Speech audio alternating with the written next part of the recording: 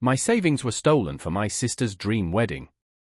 Alex never imagined that he would find himself in Kyle's cramped guest room, staring at the screen of his phone, the one thing that used to give him hope for the future.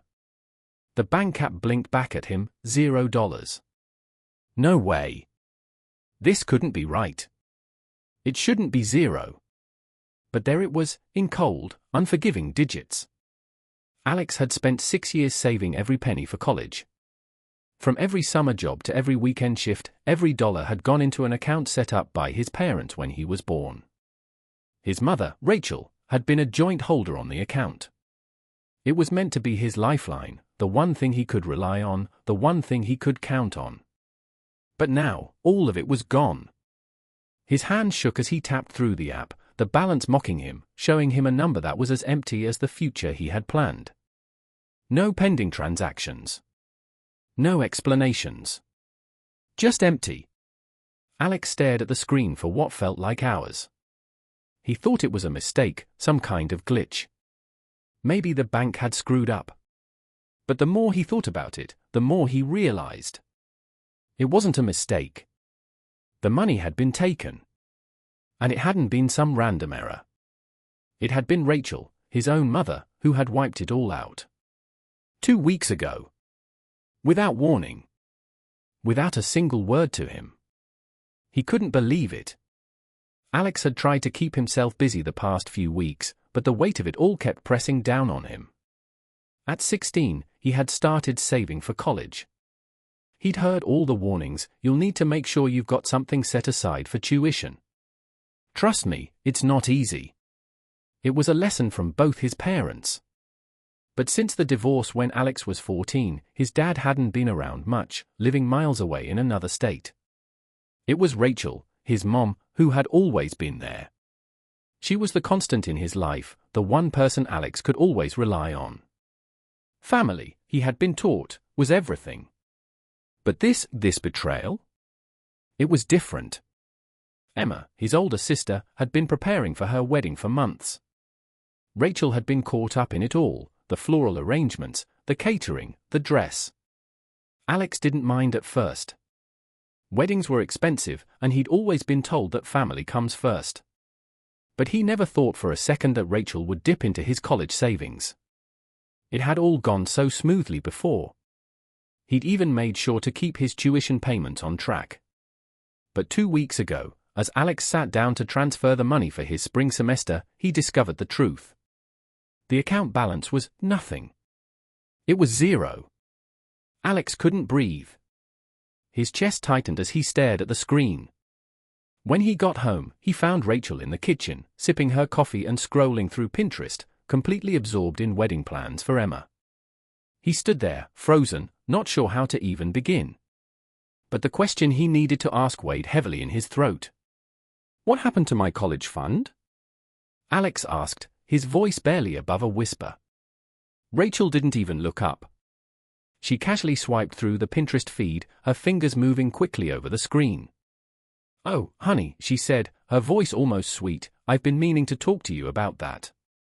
Emma needed it for the wedding. You know how expensive weddings are nowadays." Alex felt a rush of heat in his chest. He wanted to yell, to scream, but the words got caught in his throat. He took a deep breath, trying to keep his voice steady. "You used my college money for Emma's wedding?" Rachel finally looked up, meeting his gaze with a nonchalant shrug. "She deserves it more. You're just going to college. You'll figure something out. You can always take out loans like everyone else." The word stung more than he could have ever imagined. Alex stood there, numb, as the reality of it sank in. All of his plans, everything he'd worked for, everything he thought was secure, gone. Before I share what happened next, the moment that left an entire room of journalists in stunned silence, I want to connect with you, my amazing viewers. Where are you watching from? Drop your country's flag in the comments below. And if you've ever had to fight for something you believe in, hit that like button, because this story is just getting started. Alex didn't shout. Didn't argue. There was no point. His heart was racing, but his mind was eerily calm. All the frustration, the anger, the disbelief, it was already boiling over inside him. But what could he say? What could he do that would make Rachel understand? He stood in the kitchen for a few moments, trying to process what just happened. The words Rachel had said, the complete lack of remorse in her tone, they stung like a slap to the face. She deserves it more, she had said. It echoed in his mind, louder than any argument ever could. Alex didn't want to argue. He didn't want to yell or beg for what was his. He didn't want to feel small. Instead, he turned and went upstairs. He packed only the essentials, some clothes, his passport, a few important documents, and left the house. He didn't even know where he was going yet. Rachel didn't stop him. She didn't even look up from her iPad as Alex quietly made his way to the door. He wasn't sure what he expected, maybe a moment of realization, a wait, don't go, or even a tearful apology. But no. Nothing. Not a word. It hit him harder than he thought it would. The emptiness of it. The finality. The door clicked shut behind him, and suddenly, it was real. He wasn't coming back. Not to that house, not to that life.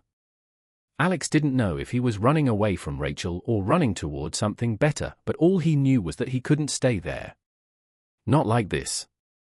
His car roared to life as he slammed the door shut and pulled out of the driveway.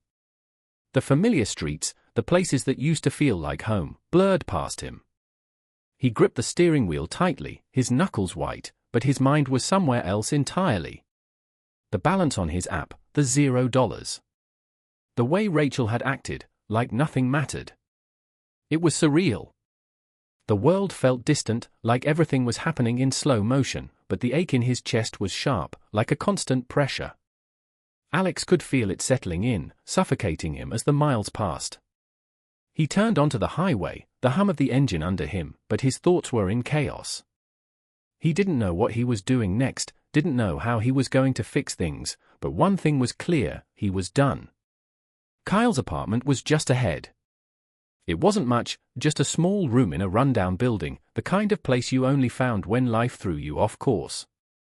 But it was enough. It was a safe space. And it was the only place Alex could think of going. As he pulled into the parking lot, the weight on his shoulders felt a little lighter. Kyle was there, waiting, like he always was. Alex didn't need to explain. Kyle had known something was wrong long before Alex spoke a word. The moment Alex stepped through the door, Kyle looked up, his face filled with concern but also understanding. "Is it done?" Kyle asked quietly, already knowing the answer. Alex nodded, unable to find the words. He didn't need to say anything more. He sank into the couch, exhausted, his eyes vacant. Everything had changed in one moment. Everything had been taken, and there was no going back. Kyle didn't ask about the details, didn't press for answers. He just handed Alex a beer, sat next to him, and they both stared at the TV in silence. Sometimes, silence was all you needed. The phone buzzed non-stop. First, it was Rachel, sending frantic texts asking where Alex had gone. It wasn't like her to not know where he was. But Alex wasn't answering. He couldn't. The pit in his stomach grew with each buzz, each message that pulled him back into the storm. His phone screen lit up with call after call, and then the voicemail started piling up. Rachel's voice was the first. It was calm at first, like she was trying to hold onto some kind of control. "Alex, please, where are you? We need to talk. This is insane." Then the next one was different. She was angry now. "You can't just run off like this. You're making a mistake. We're family. This is how families are supposed to work, Alex." The anger was replaced by guilt in the next. Her voice wavered. "I don't know why you're doing this. You're tearing us apart. Emma is getting married, and this is supposed to be a happy time. Why can't you just understand that? Why can't you just help us?" Alex shut his eyes, pressing his fingers to his temples, trying to block it out. His mind was already made up, but the messages kept coming, each one digging into the wound a little deeper. They didn't stop. And just when Alex thought it couldn't get worse, Rachel's final voicemail came in, more draining than the others. "I know you're upset," Rachel's voice cracked, "but you're part of this family. We sacrifice for each other. Emma has found someone special. Don't you see that? You'll figure out the college thing. You'll figure it out. We always figure it out."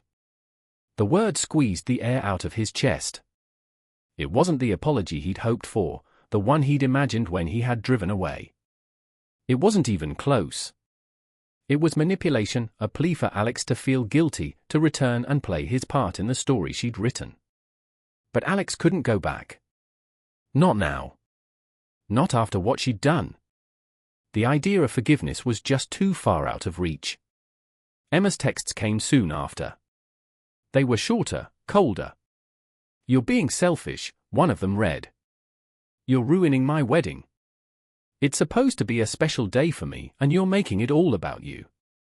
Another one came minutes later. "Mom's been crying, and it's all your fault. We're family, Alex.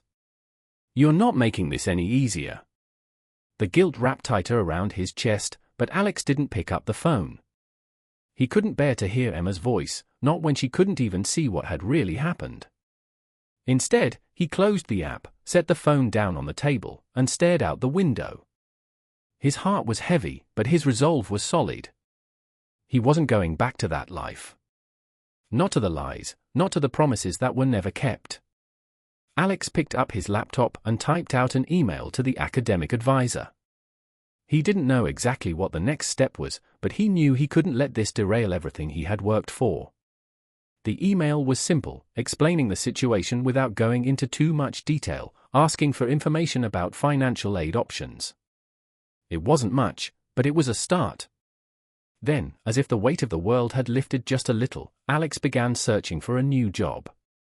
He knew it wasn't going to be easy, nothing about this would be easy, but he wasn't going to wait for someone else to fix things. He'd always believed that family would be there to help, but now he realized it was up to him. It was time to do it on his own. The phone buzzed again. But this time, Alex didn't even look. He had work to do. Kyle didn't hesitate when Alex showed up at his door. He opened his apartment up without question, offering not just a place to stay, but a sense of safety Alex hadn't realized he needed. The days started to blur together as Alex fell into a rhythm, working tirelessly at 2 jobs. Mornings were spent at the local coffee shop, grinding through early shifts, serving steaming cups of coffee to customers who didn't know how hard Alex was working just to stay afloat. In the afternoons, he clocked in at the electronics store, stocking shelves, answering questions, doing anything he could to earn what he needed. The routine was exhausting, but it was also a kind of peace. For the first time in what felt like forever, Alex had control. The calls from Rachel still came, the guilt trips and the accusations, but they felt distant now. Rachel's voice on the other end of the line no longer had the same pull. At first, Alex had listened to every word, hoping for some sort of apology, some sign that Rachel understood what she'd done. But after the first few calls, he realized something: nothing was going to change. The manipulation wouldn't stop unless he chose to let it. So, Alex made the decision. He hit the ignore button, day after day, letting the voicemails pile up, knowing that they would never bring him peace. The noise from Rachel, the guilt, the emotional pressure, it didn't matter anymore. The only thing that mattered now was moving forward.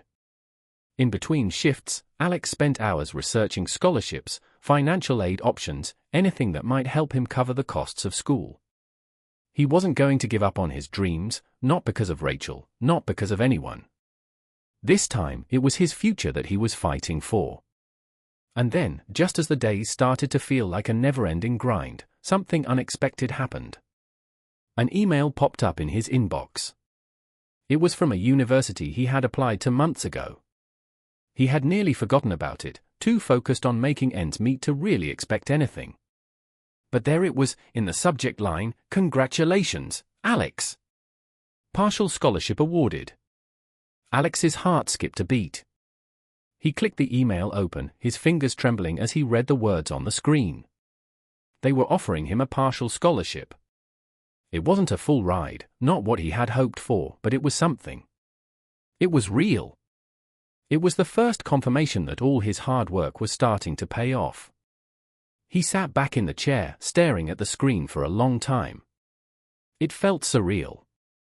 He had made it this far on his own, and now, the future he had always dreamed of was suddenly within reach. The excitement bubbled up, but it was mixed with something deeper, relief. He wasn't at the mercy of anyone anymore. No one could take this away from him. Not Rachel. Not Emma. No one. For the first time in weeks, Alex felt like he had a chance. A real chance to change his life. He had always worked hard, but now, the universe was finally giving back. The path ahead wasn't easy, he still had a long way to go, still had bills to pay, and still had to figure out how to make ends meet. But in this moment, it felt possible. He wasn't alone anymore. He had control. And that feeling, that empowerment, was everything. The day of the wedding had finally arrived. Alex wasn't sure how he felt about it. He had spent weeks wrestling with the idea of even attending. But Emma was his sister, and despite everything, he couldn't completely turn his back on her. So, he showed up. Dressed in a simple suit, he took his place at the front of the reception hall, standing there as an usher, trying to keep his emotions in check. Emma had probably expected the usual, an obligatory speech from her brother, something warm and sentimental, wishing her and her new husband all the happiness in the world. But Alex wasn't there to play the part of the dutiful brother. He wasn't going to sit through another moment of pretending that everything was fine.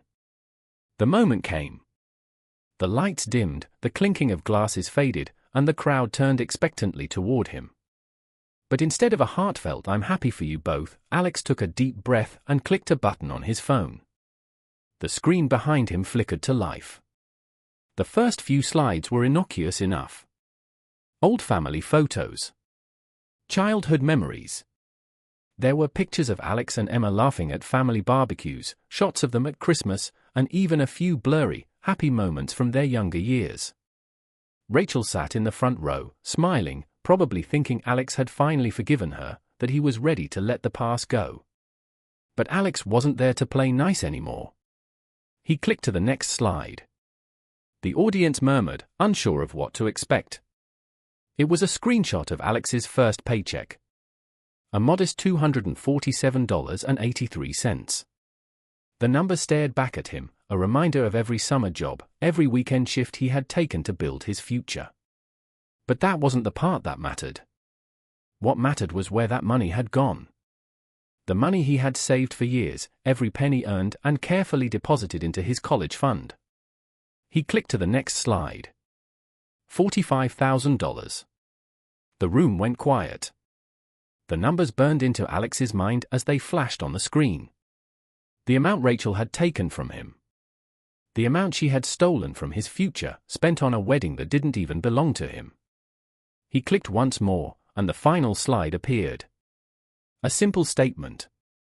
Full ride scholarship. The room was still, the weight of the words hanging in the air. The audience stared at the slide, unsure how to process it. Alex had earned it. All those years of hard work, of saving and sacrificing, had paid off. A full scholarship. A future that no one could take from him. Rachel's face went pale. She opened her mouth, but no words came out. Emma's face twisted in disbelief, her mascara running as her anger bubbled to the surface. Lane, her new husband, sat frozen in place, his eyes darting from the screen to Alex, unsure of what to do. Alex felt no satisfaction from their reaction, only a quiet sense of justice. This was never about revenge. It was about showing them the truth they had tried so hard to bury. This wasn't just about money. It was about the years of manipulation, the silent theft of Alex's future for the sake of appearances. With a calm, steady voice, Alex finished his speech. "I just wanted to thank you, Mom," he said, looking directly at Rachel, "for teaching me the most important lesson of all. That I can only rely on myself. He paused, letting the silence stretch out between them, letting the truth sink in. It cost me $45,000, but hey, you were right. You can't put a price on family. And with that, Alex turned and walked off the stage, leaving the silence of the room behind him. As he left the hall, there were no cheers, no applause. Only the sound of Emma's sobs and Rachel's frantic, desperate calls. Alex didn't look back. He didn't need to. The damage had been done. But so had the healing. The weight of the past was finally lifted, and for the first time, Alex felt free. Emma's tears weren't the sad kind. They were furious. Her face contorted with rage as the reality of what Alex had just done set in. She was no longer the bride in the spotlight. The perfect day she had been dreaming of was unraveling in front of her, and it was all Alex's fault in her eyes. Her mascara streaked down her face as she cried out, her voice sharp and accusing. "How dare you? How could you do this to me?" Rachel was standing beside her, stunned, her mouth open but no words coming out. She looked at Alex, her eyes wide with disbelief, like she was trying to understand where things went so wrong. She hadn't expected this. None of them had. The room was silent except for Emma's muffled sobs and the sound of Rachel's shallow breaths. Alex's calm demeanor only made it worse. They stood there, steady and resolute, their eyes meeting Rachel's. This was it. The truth had been exposed, and there was no going back. Emma tried to salvage the situation. "You're embarrassing us, Alex. This was supposed to be a happy day." Her voice cracked, but there was no compassion in her words, only anger and resentment. But it was too late. The moment Alex had waited for, the moment they had needed, had arrived. The truth was out. Rachel and Emma's carefully constructed world was crumbling, and no amount of pleading was going to fix it. Alex turned away from them, their body tensing, the weight of the past few months finally lifting. They had done what they came to do. The damage was done. And for the first time, they felt light. It wasn't about the money. It was about standing up for themselves, taking back what was rightfully theirs, and no longer allowing their family to trample on their future. The parking lot was quiet, the sounds of the reception muffled behind them. As Alex reached their car, Rachel came running, her heels clicking against the pavement. She called out their name, her voice cracking, desperate. "Alex, please!" She was sobbing now, tears streaming down her face. "Don't leave like this. We're family. You can't just walk away." Alex didn't stop. They didn't look back as they opened the door and slid into the driver's seat. Rachel reached the car, her hand pressed against the window, begging, pleading. "I'm sorry, Alex. I'm sorry. Let's fix this. I made a mistake. You have to understand." But Alex wasn't listening. They had heard it all before, the empty apologies, the promises that were never kept. The words meant nothing now. The finality of their decision settled in their chest like a stone. It wasn't just about the money. It was about the years of feeling invisible, of being the one who was always expected to sacrifice. They had sacrificed enough. "I can't do this anymore, Mom," Alex said, their voice steady. They didn't raise it. There was no need. The truth had been spoken. You crossed a line, and there's no going back from that. With one last glance at Rachel, Alex started the engine and pulled out of the parking lot. They didn't look back. Not at Rachel, not at Emma, not at the wreckage they had left behind. The road ahead was clearer than ever. As Alex drove away, the weight of everything they had been holding onto for so long finally slipped away. The family they once knew was gone. And though the pain of the past few weeks would linger, Alex knew deep down they were finally free. They had made their choice. And they were going to be okay. After the wedding, Alex didn't go home. Instead, they drove straight to Kyle's favorite diner, a small, no-frills place where the pancakes were legendary and the atmosphere felt like the one place left in the world that wasn't tainted by the chaos.